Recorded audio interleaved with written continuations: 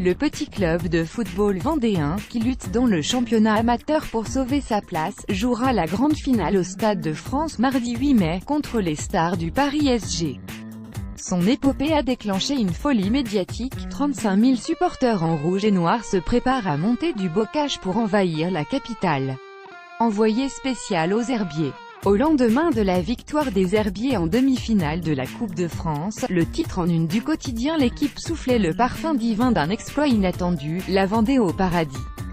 La qualification inespérée du petit club amateur de National 1, 3 divisions, résonnait comme un conte de fées. Et c'était bien tout le peuple vendéen qui surfait les nuages vers le Stade de France, ultime étape de l'épreuve reine du football français. Depuis ce 18 avril, le phénomène petit poussé de la Coupe de France a encore pris de l'ampleur en Vendée.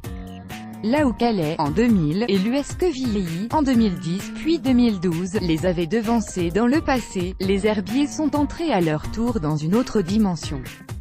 Dès l'ouverture de la billetterie réservée en avant-première aux supporters locaux, ce fut la ruée vers les précieux sésames.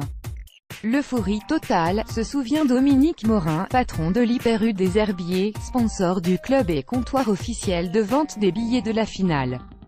Les 14 700 places disponibles en tribune nord du Stade de France, catégorie 5, 19 € l'unité, avaient toutes été vendues en moins de. Lire la suite sur sport24.com. L'Herbier s'offre une remontada avant la finale contre le PSG Meunier.